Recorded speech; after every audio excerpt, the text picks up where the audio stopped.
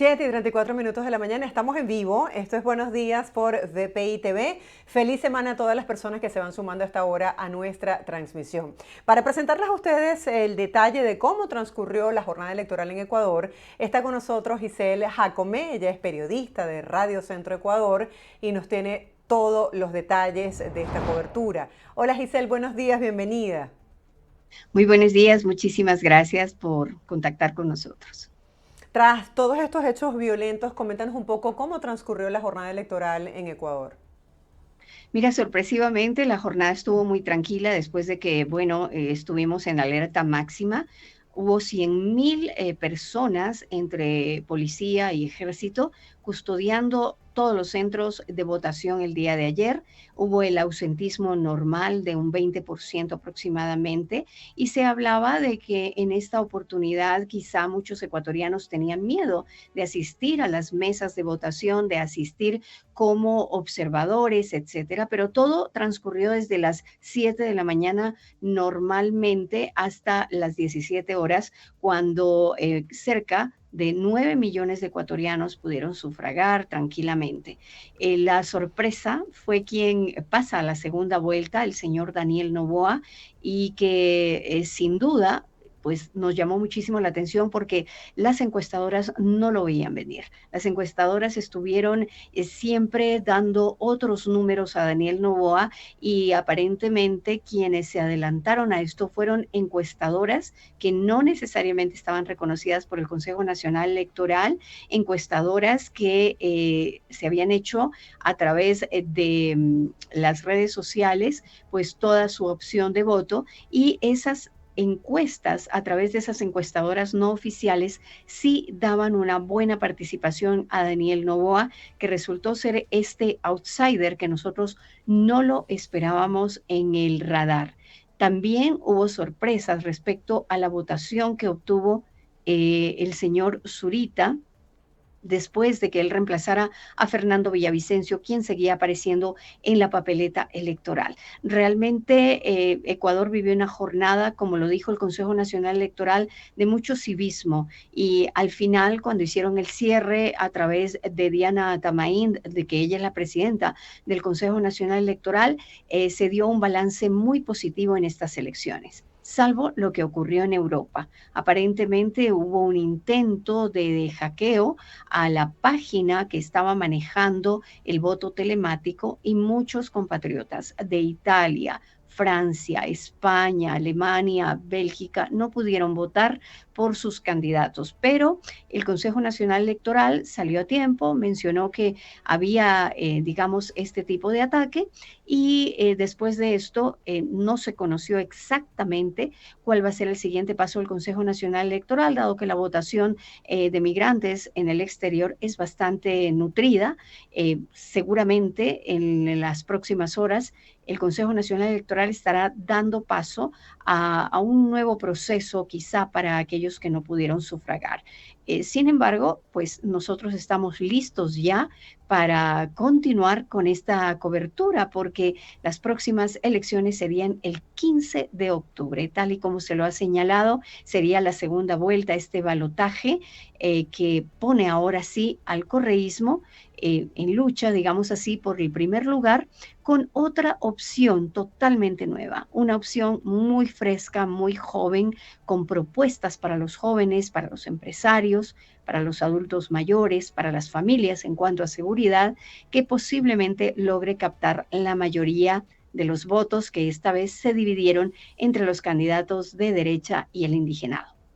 Giselle, perfecto resumen. Has podido compartir con la audiencia los puntos más importantes de cómo transcurrió esta jornada. Pero si analizamos, tocabas un punto importante y tiene que ver con el miedo que tú señalas. Mucha gente tenía miedo por los eventos anteriores. Sin embargo, 80% de la población salió a votar. En comparación con años anteriores, ¿consideran que esta ha sido una participación masiva?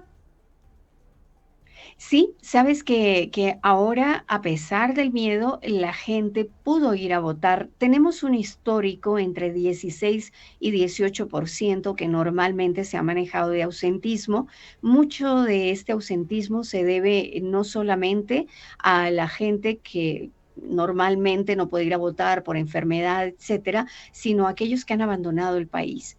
Y son personas que están en otros lugares donde no pueden ejercer su derecho al voto, pero se ha mantenido entre un 16 a 18%. Esta vez el Consejo Nacional Electoral hablaba de un 20%, que me parece una cantidad muy conservadora y es casi, casi como un histórico, a pesar de la situación.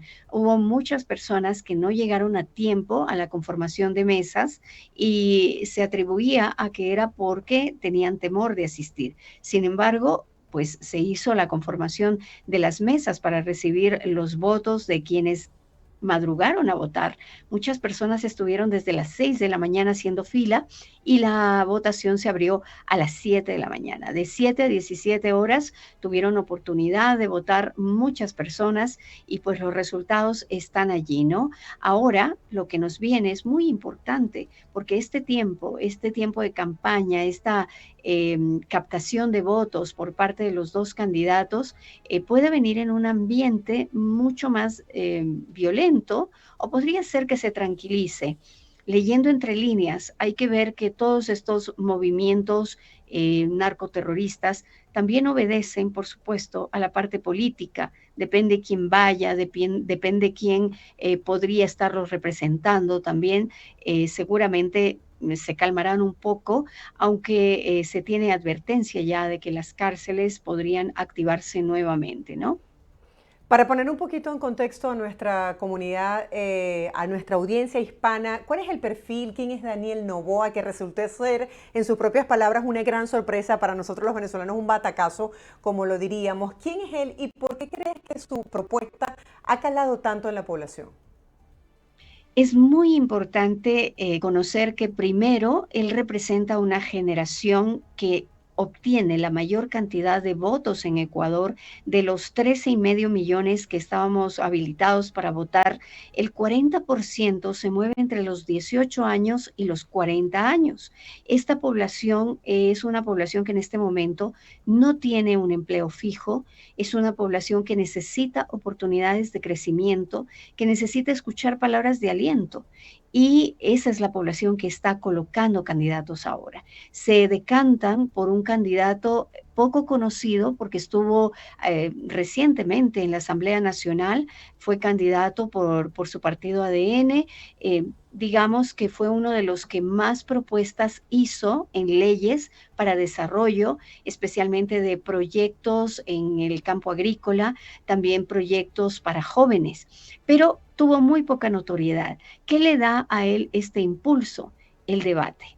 Posiblemente el debate, que es algo que pues se transmitió a nivel nacional y donde él fue una persona sumamente tranquila, no atacó a nadie, más bien dio cifras, se vio muy positivo respecto a darle esperanza al Ecuador. Y quizá esa fue la parte que más llamó la atención y a raíz del debate que se dio 8 días antes de esta elección, la semana anterior, él logra en una semana capitalizar ese porcentaje de personas que en un inicio estaba en un 41% de quienes no sabían por quién votar y luego bajó a un 16%.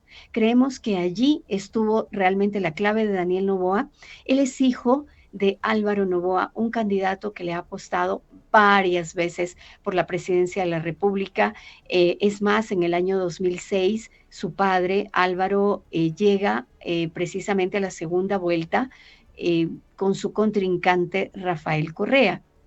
Allí pierde la oportunidad de captar la presidencia de la República y pues de allí llega el correísmo. Hoy como que se vuelve a medir ya en una nueva generación, es decir, la representante del correísmo, Luisa González, que es una persona que no tiene mayor trascendencia tampoco en la Asamblea Nacional, que tiene una carrera muy corta, que ha sido secretaria en varias instancias del Estado, pero Daniel es un joven talento que le apuesta por trabajo en territorio. Su padre trabajó muchísimo en territorio, su madre es médico, hacen brigadas médicas, atienden mucho la necesidad de la gente, no cobran por estas atenciones y se dan a conocer, perfilan muy bien en cuanto a las bases y al trabajo allí. Gracias, Giselle, por ponernos en contexto sobre cómo transcurrió esta jornada. Me gustaría saber, dijiste un punto bien importante, que esta muestra exponía un poco al mundo el civismo de los ecuatorianos, pero que venía ahora una parte bien difícil. ¿Cómo viste la seguridad? ¿Qué piensas que se puede corregir de este primer encuentro para los próximos comicios? La seguridad fue impresionante. Encontrar candidatos que van a votar con un chaleco antibalas, con un casco protector para evitar balazos en su cabeza, jamás lo habíamos visto. Es una presentación de guerra y realmente ahora creo que sí se evidencia que las Fuerzas Armadas y la Policía Nacional tienen altísima responsabilidad en proteger no solo a los candidatos, a los ciudadanos común y corriente. Y creemos que toda esta movilización de ejército y policía se va a mantener durante los próximos días para garantizar precisamente que las elecciones lleguen a la paz, lleguen con la tranquilidad con la que se espera, porque ya son solo dos candidatos y ya en este punto se han activado procesos de seguridad extrema para los candidatos. Daniel Noboa no pidió nunca la protección de la Policía Nacional. Él dijo, no, yo tengo mi propio cuerpo que me defiende, ¿no? De su seguridad privada, que ha resultado bastante buena y efectiva, pero en esta ocasión creemos que sí, el Estado tiene que darle la protección que necesita Daniel Noboa, porque va a recorrer muchísimo más territorio, va a tener que llegar hasta lugares que a lo mejor no visitó la primera vez, pero ahora sí le toca, si es que quiere captar esos votos que se fueron, que se diluyeron entre los otros candidatos de derecha, como Otto Sonnenholzner, como el propio Jan Topic, como el otro candidato Cristian Zurita, que están llegando bien posicionados a la Asamblea Nacional y que se necesita capitalizar estos votos fundamentalmente para lograr, sí, un pase a la presidencia de la República. Creemos que sí los va a necesitar y que, por supuesto, la seguridad va a seguir siendo un tema de alta peligrosidad, digamos, y en el que todos los ecuatorianos nos sentimos muy vulnerables. No han parado las amenazas a los candidatos, no ha parado los secuestros, no han parado los asesinatos, y esto realmente preocupa y preocupa a toda la población de Ecuador. Así es, no se puede subestimar las amenazas. Gracias por acompañarnos, Giselle, y poner en contexto a nuestra audiencia sobre estos análisis tan asertivos que has hecho el día de hoy. Feliz día para ti. Muchísimas gracias a ustedes y bueno, esperamos tenerles buenas noticias en la segunda vuelta. Así es, estaremos conectados. Gracias, feliz semana. Igual para ti. Amigos, era Giselle Jacome, ella es periodista ecuatoriana, narrándonos un poco cómo transcurrieron estos hechos en Ecuador. Por cierto, que ella está, Juana Fernández, ella tiene un máster en Gobierno y Administración Pública, es experta en participación electoral y gerencia política para brindarnos la visión de cómo transcurrió esta primera vuelta en Ecuador. Buenos días, Juana, gracias por acompañarnos, bienvenida. Muy buenos días. Realmente para nosotros siempre es un gusto inmenso compartir con la comunidad internacional y pues ponerle al tanto al país y al mundo respecto de cómo se desarrollaron estas jornadas electorales del 20 de agosto, que tuvo muchísima afluencia ciudadana. Incluso tenemos un porcentaje únicamente de ausentismo del 15%, que es prácticamente nada. Se había hablado inicialmente de un 80%. ¿Ya se confirmó que subió esta cifra de participación? Sí, efectivamente, incluso cifras oficiales del Consejo Nacional Electoral y de otros medios de investigación que han estado atentos al desarrollo de la participación ciudadana en estas elecciones realmente han dado cuenta que antes del 2021 digamos, teníamos el 30% de ausentismo. Sin embargo, con el proceso de limpieza del padrón electoral realmente llegamos al 15%. Juana, ¿qué le dice esta participación al mundo? Bueno, esta participación electoral realmente manifiesta el clamor, la sed de justicia, cómo con una sociedad robusta podemos favorecer de alguna manera a la democracia. Si bien es cierto, la democracia no empieza ni termina en las urnas, pero creo que es importante señalar que la participación electoral es uno de los pilares fundamentales para hacer democracia. Y en ese sentido, el hecho de que muchos votantes hayan ido con esa conciencia ciudadana, con ese voto razonado, no con ese voto de odio, sino más bien con ese voto de convicción por un país más justo, más libre y sobre todo con una visión de gobierno, de gobernanza, creo que da cuentas efectivamente de que estamos los ciudadanos retomando ese poder en las urnas. Veíamos algunos comentarios de frustración de ciudadanos ecuatorianos que no pudieron ejercer su derecho al voto en Europa. ¿Qué se puede corregir para la próxima vuelta? Sí, efectivamente, varios ciudadanos se inscribieron, incluso las cifras del mismo Consejo Nacional Electoral indicaron, y medios como por ejemplo Infobae dio cuentas que más de 118,000 ciudadanos sufragantes se habían inscrito en el padrón electoral. Sin embargo, lamentablemente, hasta horas de la tarde teníamos una participación del 36,000, digamos, de votantes. Sin embargo, ya a horas del cierre de las votaciones, es decir, tipo 6:30 de la tarde, ya teníamos más el 38,000% de votantes que estuvieron presentes en las urnas. Sin embargo, lamentablemente, desde Bélgica, Alemania, Reino Unido, se reportaron fallas en el sistema. No hubo un hackeo, según lo que manifestó Diana Tamain, pero sí ataques cibernéticos desde Pakistán, desde Rusia, Ucrania, entre otros, digamos, países que pusieron en tela de duda el voto cibernético. ¿Qué sigue ahora en el proceso y desde el punto de vista de seguridad para los candidatos? Se dice que no se puede subestimar a estas alturas ninguna amenaza.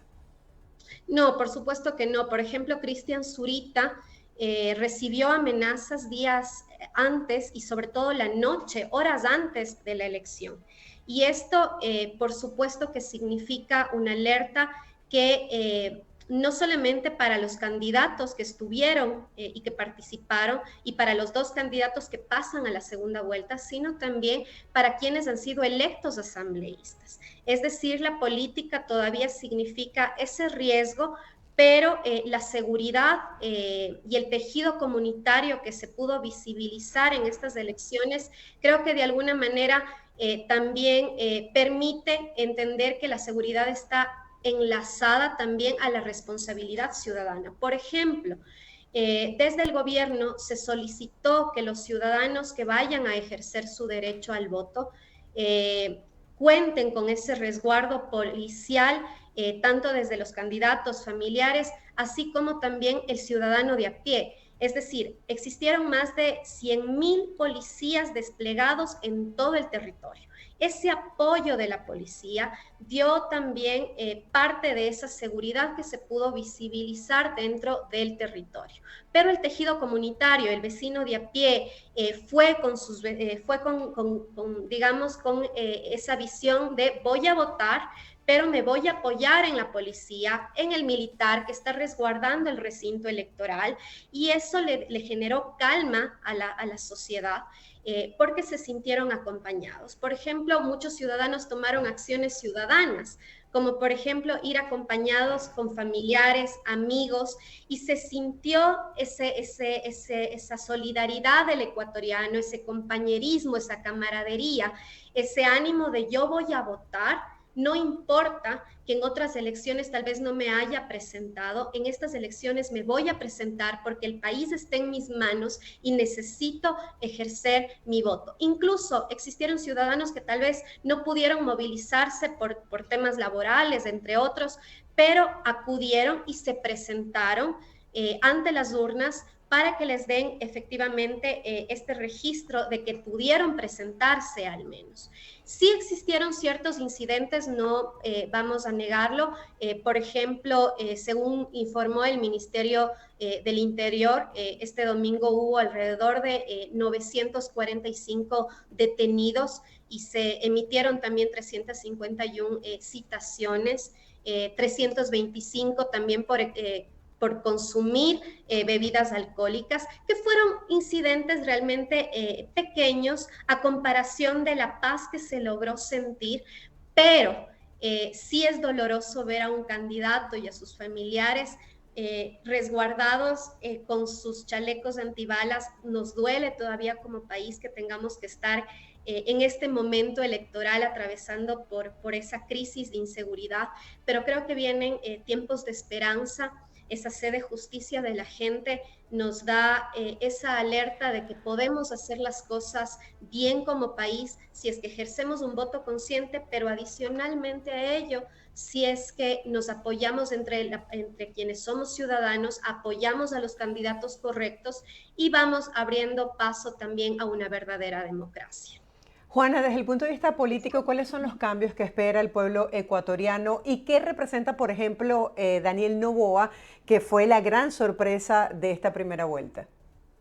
Bueno, estamos saliendo de un gobierno muy autocrático, un gobierno que lamentablemente no quiso enlazarse con la participación electoral, con la pluralidad de criterios.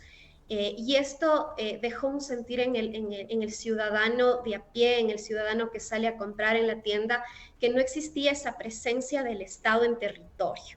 ¿Por qué es importante la presencia del Estado en territorio? Porque implica esa cercanía con el gobernante. Es decir, esa necesidad de sentirse escuchado, esa necesidad de que, aunque no tenga el gobernante soluciones exactas en ese momento, el ya sentirse escuchado para un ciudadano es catártico. Entonces, creo que ahorita el ciudadano, el votante, ha cambiado esa perspectiva a la búsqueda no solamente de un político, sino de un liderazgo más una persona que pueda gestionar recursos. Es decir, se vio de alguna manera despilfarros de recursos económicos en otros gobiernos y tal vez la necesidad y la lectura política que podemos darle es que hoy en día el ciudadano quiere un buen administrador de los recursos del Estado. Y al ser un buen administrador de los recursos del Estado, hablamos no solamente de un gestor, sino también hablamos de una persona que pueda manejar también recursos y direccionarlos hacia la justicia social, porque no se trata tampoco de guiarnos hacia solamente el pilar económico que preocupa al ecuatoriano, sino también de la justicia social, del equipamiento en medicinas, de que en territorio los ciudadanos no tengan que mendigar por acceder a la justicia, sino que realmente exista una cobertura de los diferentes servicios y que el ciudadano pueda sentir que el gobernante está presente dentro de territorio. Entonces, creo que esa lectura se le puede dar, por ejemplo, con Daniel Noboa, que es un personaje que ha estado incluso desde su familia siempre presente a escala nacional con brigadas médicas, ha estado presente también con proyectos sociales. Entonces, creo que eso ha hecho que ellos vayan como familia Noboa, no solamente como candidato, vayan ganando de a poquito espacio en el electorado y hayan hecho una campaña permanente frente al electorado. Entonces creo que eso se pudo reflejar en las urnas, sorprendió porque han existido otros candidatos, pero así lo hemos visto. ¿Se puede decir que algunas encuestadoras que no lo daban como favorito estaban intentando generar una matriz de opinión distinta? Bueno, siempre las diferentes encuestas influyen mucho en el electorado y recordemos que las encuestas están atadas también a ciertos poderes económicos y eso ha sido en Latinoamérica y en el mundo. Por eso yo creo que las encuestas a veces suelen posicionar candidatos, pero lo que sucedió el día domingo es que la participación electoral dio un giro de 360 grados al tener un voto más analítico y crítico, ya no un voto de odio ni de influencia desde las diferentes plataformas, sino pudieron ver el desarrollo, por ejemplo, del debate presidencial, que perfiló ciertos candidatos. Ojo, que Zurita también está en tercer lugar. E incluso las tres fuerzas políticas a nivel de Asamblea Nacional para los 137 asambleístas electos también se mueven entre ADN de Daniel Noboa, se mueven entre Construye de Zurita y se mueven entre la Revolución Ciudadana. ¿Y cuál es la lectura? ¿Será que los partidos que se fraccionaron ahora van a generar una unidad nacional? ¿Será posible comenzar a hablar realmente de una unidad nacional, ya no de partidos, de una multiplicidad de partidos que también confunden al electorado? Entonces, creo que lo que se pudo ver el día domingo es sorpresivo porque el debate marcó ya una perfilación y quiere decir que los ecuatorianos estuvieron pendientes del debate, ya no solamente de las encuestas ni de lo que tal vez salía en prensa nacional o tal vez de lo que salía, por supuesto, también en las plataformas virtuales. Ya veremos entonces cómo transcurre la segunda vuelta. Juana, gracias por tu análisis. Seguimos conectados con este tema que está en el tapete, que es noticia, y gracias por traernos tus percepciones sobre lo que está ocurriendo en Ecuador. Feliz día para ti. Muchísimas gracias. Un abrazo. Chao, chao. Chao, era Juana Hernández hablándonos el día de hoy sobre la situación de las elecciones en esta primera vuelta en Ecuador. Nosotros hacemos una breve pausa, ustedes no se aparten, les dejamos el pronóstico del tiempo en América Latina y en breve estaremos de vuelta con más de Buenos Días por BPI TV.